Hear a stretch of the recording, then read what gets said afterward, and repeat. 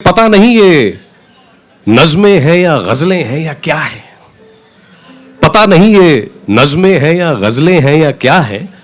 वक्त की चिट्ठी लेकर आया शायद ये डाकियां हैं। पता नहीं ये नज़्में हैं या गज़लें हैं या क्या है। वक्त की चिट्ठी लेकर आया शायद ये डाकियां है।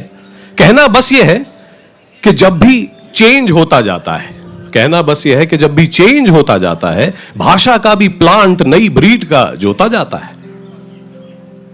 आज भी हमको गालिब, खुसरो, पंत याद तो आते हैं। आज भी इन जैसे बुजुर्ग बाकायदा उस्ताद कहलाते हैं। पर बात समझने के लिए भी अगर गूगल करना पड़ता हो तो भाषा वालों तक प्लीज ये बात ले जाते हैं कि आओ ऐसी बात करें जो सब कानों पे हल्की हो। आओ ऐसी बात करें जो सब कानों पे हल्की हो। आओ ऐसी बात करें जो आसानी से छलकी हो।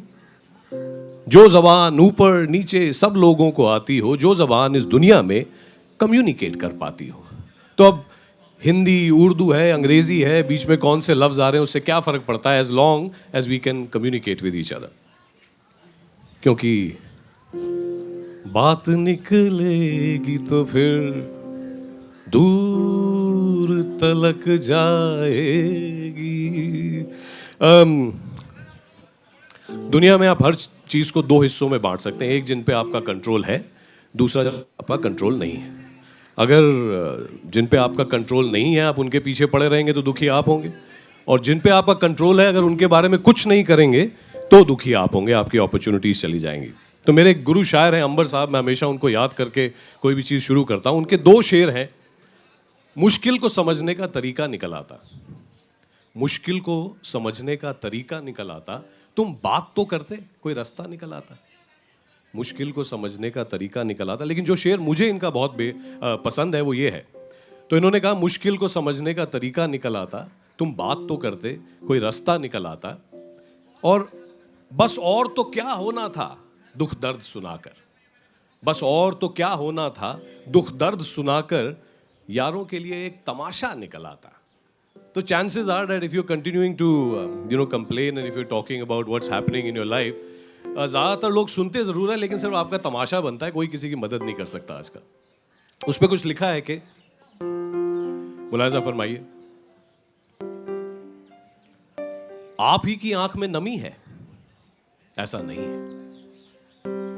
आप ही की आंख में नमी है ऐसा नहीं है। बर्फ आप ही के रिश्तों में जमी है ऐसा नहीं।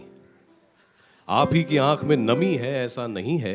बर्फ आप ही के रिश्तों में जमी है ऐसा नहीं है। भाई साल भर के मौसम हर हफ्ते हमारे यहां भी आते हैं। साल भर के मौसम हर हफ्ते हमारे यहां भी आते हैं।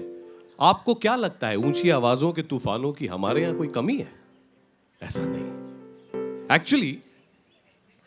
एक्चुअली बड़े सालों पहले सर्दी, गर्मी, पतझड़, सावन, आंधी, तूफान, इन सब से हमने यारी कर ली। एक्चुअली बड़े सालों पहले सर्दी, गर्मी, पतझड़, सावन, आंधी, तूफान, इन सब से हमने यारी कर ली। और इससे पहले कि ये आकर तैयारी करवाते हमने अपनी तैयारी कर ली। बड़े सालों पहले सर्दी, गर्मी, पतझड़, सावन, आंधी, तूफान, इन सब से हमने यारी कर ली।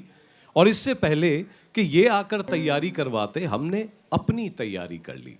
जेब में धूप रख ली, जेब में धूप रख ली, धूप से पक्की यारी कर ली। अब जैसे ही कोई मौसम ज्यादा नाटक करता है, अब जैसे ही कोई मौसम ज्यादा नाटक करता है, धूप को पिस्तौल की तरह निकाल कर कहते हैं तुम्हारी तो भैंस की आंख, रिपोर्ट हमने कब की जारी कर ली। अब जैसे ही कोई मौसम ज्यादा नाटक करता है, धूप को पिस्तौल की तरह निकाल कर कहते हैं तुम्हारी तो भैंस की आंख, रिपोर्ट हमने कब की जारी कर ली। जेब में धूप रख ली, धूप से पक्की यारी कर ली। और अब साहब जो आसपास हैं उनको भी यकीन हो चला है। अब तो साहब जो आसपास हैं उनको भी यकीन हो चला है, जेब में अपनी अपनी पर्सनल धूप रखने का नया सिलसिला है।